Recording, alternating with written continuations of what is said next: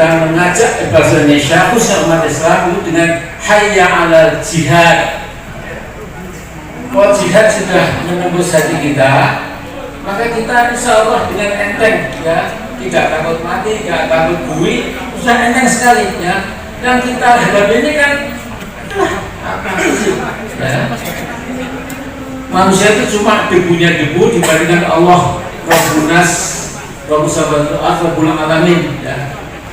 Jadi ini kita berjihad sambil yang gembira. Adapun kapan sudah kita mulai awal ini langkah-langkah yang masih emosional. Banyak sekali kadang komen-komen yang sudah saya anggap sudah tidak etis. Artinya apa? Orang itu sudah ngelama ya. Ngelama itu dalam bahasa Indonesia berarti ya sudah kurang ajar. Artinya memberikan komentar yang tidak baik dengan terhadap Pak Amin. Nah, menurut saya ya, toh Pak Amin jadi presiden seandainya, itu saya pikir juga belum tentu lebih hebat dari Jokowi gitu loh. Ini hanya opini arus bawah, opini dari masyarakat kebanyakan. Opini hanyalah sudut pandang. Assalamualaikum warahmatullahi wabarakatuh. Salam sejahtera untuk kita semua. Pak Amin ini kemungkinan terhinggap halusinasi kelihatannya.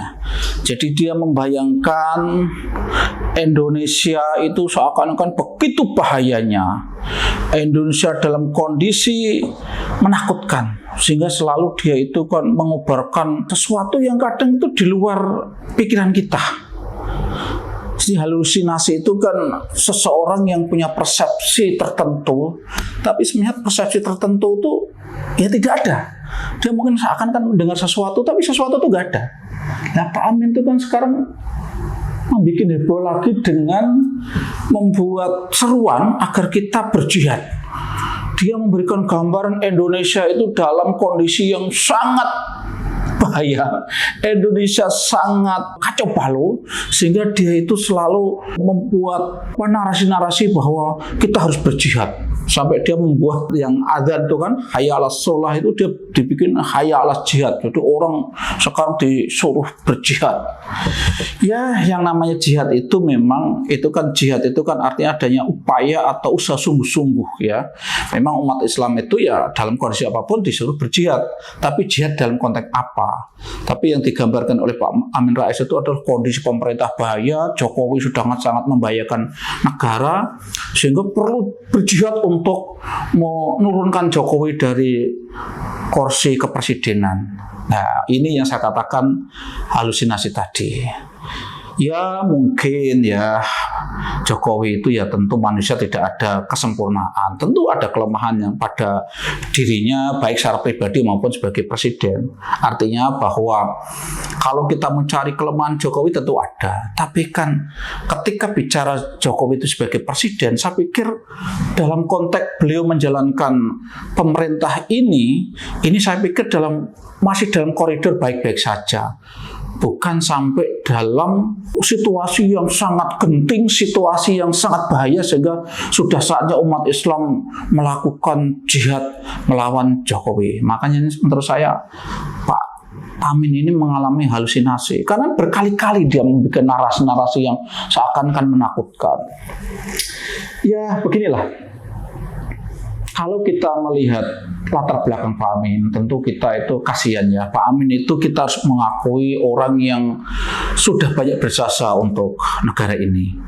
Pak Amin pernah menjadi motor salah satu ya, tentu banyak orang yang terlibat. Jadi salah satu motor reformasi.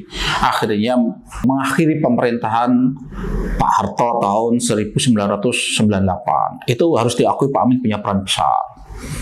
Terus Pak Amin pada waktu itu setelah reformasi ini terjadi, Pak Amin menjadi orang yang cukup punya peran bagaimana orang seperti Gus Dur yang dalam perkembangannya memberikan meninggalkan jejak-jejak yang cukup fundamental dalam pemerintah sipil di Indonesia ini juga bagaimanapun tidak lepas dari peran-peran Pak Amin. Pak Amin juga pernah menjadi Ketua Muhammadiyah, organisasi yang cukup besar, yang tentu peran-peran Muhammadiyah untuk bangsa dan negara yang cukup besar, dan Pak Amin pernah menjadi Ketua Umumnya. Artinya Pak Amin itu juga orang yang sudah menapakkan jasa-jasa di negeri ini. Cuma belakangan ini menurut saya jadi problem. Karena dia tadi sering terkena halusinasi tadi. Dia membayangkan ada sesuatu yang sangat membahayakan sehingga dia sering mengeluarkan himbauan-himbauan, pernyataan-pernyataan yang kadang orang tuh aneh. Ini Pak Amin tuh ada apa gitu. Sampai dia mengatakan ingin ngacak-ngacak Solo. Lah sampai orang ya untung wali kota Solo tuh Gibran tuh orangnya kan sering celengean, nyantai gitu kan, nanggapi masalah-masalah tidak terlalu gupuh, tidak terlalu serius gitu ya. Ya Gibran sampai mengatakan ya silahkan aja ngacak-ngacak Solo kalau berani gitu. Dan itu mungkin Gibran nggak terlalu dengan ada emosi kayak menantang, itu juga tidak. Karena belakangan juga banyak yang bikin konten seakan-akan Gibran nantang Pak Amin. Saya pikir enggak. Gibran hanya gurau guyon saja. Artinya Gibran tidak terlalu menanggapi serius ungkapan-ungkapan atau ancaman-ancaman Pak Amin yang akan mengacak-acak Solo itu atau akan menjatuhkan Jokowi itu. Belakangan Pak Amin akan mengerahkan massa atau people power untuk menjatuhkan Jokowi. Itu massa yang mana? Ini Pak Amin semacam lagi-lagi saya anggap mengalami halusinasi. Dia membayangkan seperti zaman Pak Harto. Memang zaman Pak Harto itu kan masyarakat sudah sedemikian tertekan sehingga ada semacam kemarahan massal gitu ya. Ketika digerakkan kekuatan massal itu gampang karena kekecewaan massal. Dan sekarang ini kan ketika kita melihat hasil survei beberapa lembaga survei itu kepuasan terhadap Jokowi kan sangat tinggi. Artinya apa? Ya lagi-lagi saya katakan mungkin pemerintahan Jokowi tidak sempurna, ada kekurangannya, tapi tidak sebaya itu. Tidak sengerikan itu, tidak sengeri itu gitu loh. Lah, maka saya berharap sebenarnya Pak Amin di usia yang sangat sepuh, usianya kan sudah 79 ya, itu usia yang sudah sangat sepuh, memang harusnya lebih arif lah Pak Amin. Kalau seperti ini kan kasihan. Ini Pak Amin, ya mohon maaf ya, kan kalau semakin tua semakin itu kan ya terancam akhir hayat atau di detik-detik akhir-akhir kehidupannya menjadi catatannya kan tidak baik. Dan itu kalau dalam istilah kita kan mohon maaf ini bahasanya kadang kan gak enak, bisa su'ul khotimah kan, artinya kalau husnul khotimah itu akhir masa perjalanan hidup yang baik. Nah ini kalau terus dikenang oleh masyarakat Indonesia tidak baik kan kasihan. Tadi saya katakan Pak Amin itu ya punya jasa besar, kalau sampai akhir hidupnya punya catatan yang buruk di tengah-tengah masyarakat kan kasihan eman gitu loh. Dia pernah memimpin organisasi besar Muhammadiyah, yang Muhammadiyah itu kan kita tahu ya organisasi yang banyak sekali perannya di dalam pengembangan membantu mengembangkan masyarakat itu. Dan sekarang ini Pak Amin dan keluarganya harus mulai tahu ya betapa banyak sekali kadang komen-komen yang sudah saya anggap sudah tidak etis. Artinya apa? Orang itu sudah ngelama ya. Ngelama itu dalam bahasa Indonesia berarti ya sudah kurang ajar. Artinya memberikan komentar yang tidak baik terhadap Pak Amin. Ada yang mengatakan tua bangka, bau tanah macam. Itu kata-kata itu sebenarnya tidak etis diucapkan. Tapi persoalannya orang yang sepuh itu memang juga menjaga diri supaya jangan sampai yang muda ini sampai ngelama atau mencaci maki seperti itu. Biasanya kan orang tua itu akan dihormati, akan disegani kalau perilakunya juga arif gitu ya.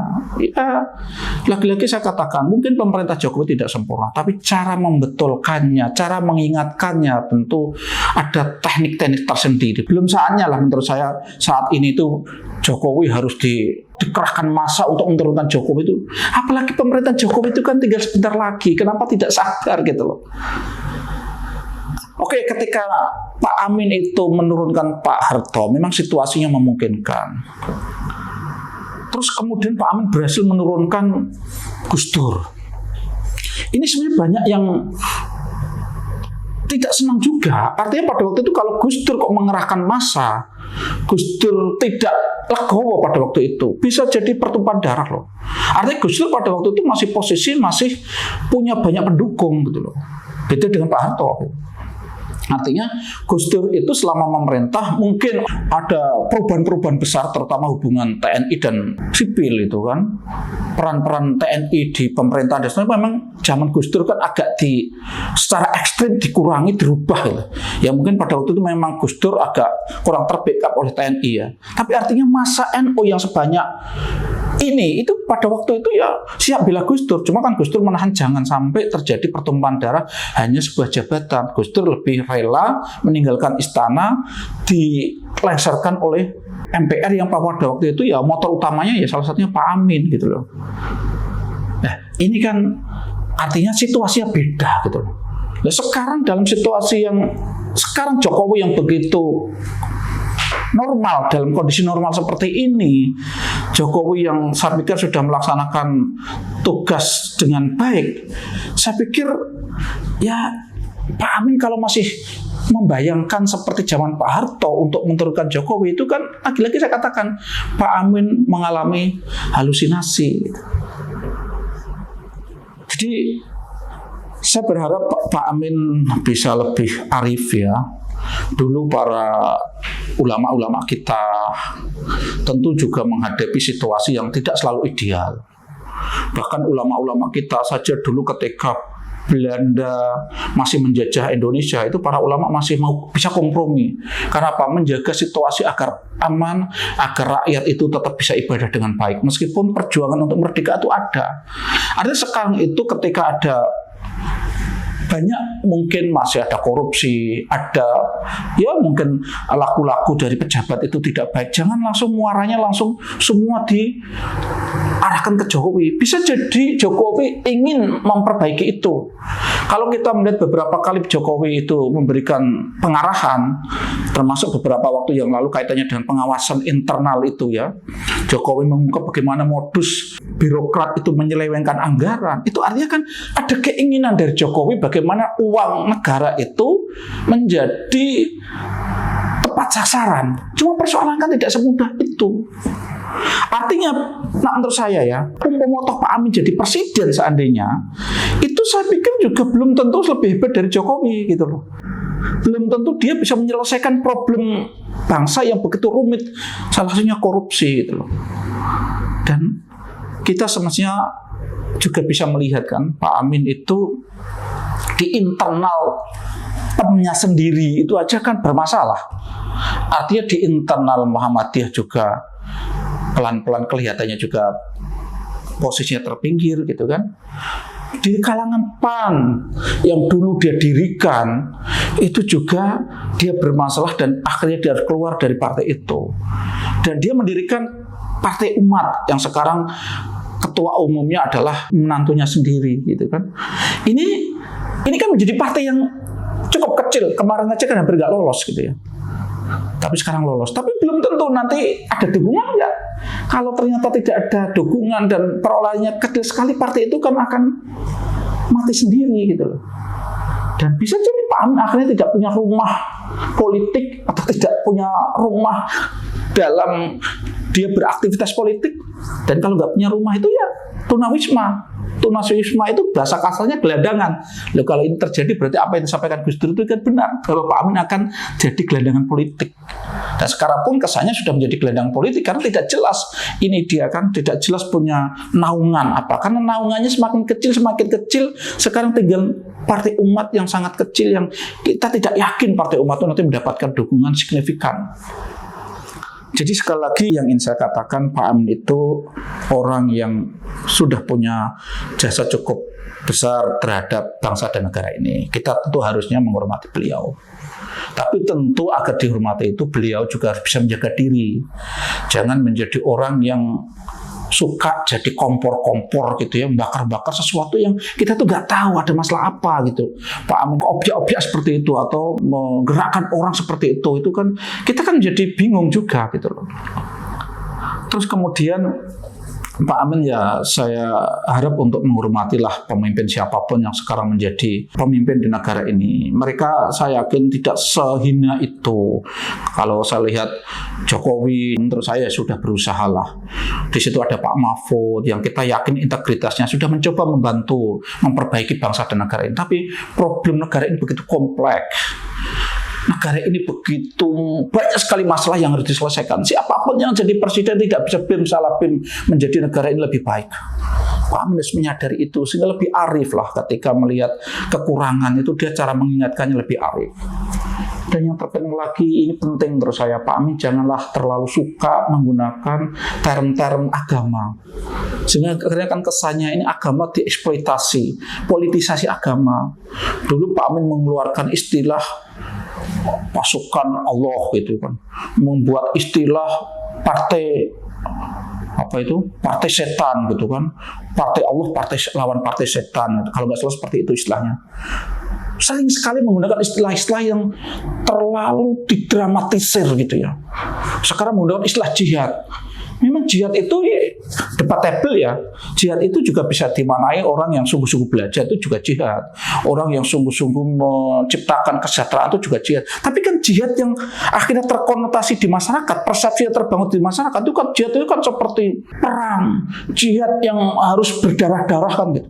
Dan Pak Amin kan di konten depan tadi yang kita kutip itu kan Pak Amin sempat mengatakan tidak takut, punya nyali besar, tidak takut di penjara, tidak takut apa tadi itu. Tapi intinya kan mau tidak mau kan mendorong masyarakat untuk berkonfrontasi, dan itu katanya tentu orang itu tidak akan takut dengan resiko yang akan dihadapi. Iya, ini kan dia ngomong begitu enak saja. Bagaimana dengan masyarakat yang nanti terprovokasi dan akhirnya betul-betul mengalami situasi yang tidak enak, itu kan kasihan. Tapi menurut saya jangan terus gara-gara itu terus sering sekali menggunakan term-term agama untuk memobilisir orang untuk kepentingan-kepentingan politik. Ini bahaya menurut saya. Ini bahaya. Karena ketika Pak Amin mengatakan jihad, itu yang akan dilawan itu juga orang-orang Islam, karena di Indonesia itu mayoritas umat Islam. Jadi sekali lagi mohonlah Pak Amin, tentu kita ingin menghormati jenengan sebagai salah satu tokoh bangsa ini, tapi tolong Pak Amin juga lebih arif lagi, lebih bijaksana lagi, jangan hidup dalam halusinasi-halusinasi yang terus menerus sehingga selalu menciptakan kehebohan-kehebohan yang akhirnya menjadi bahan candaan, bahan ketawaan generasi muda yang jauh di bawah Pak Amin. Tentu ini sangat memprihatinkan. Assalamualaikum warahmatullahi wabarakatuh.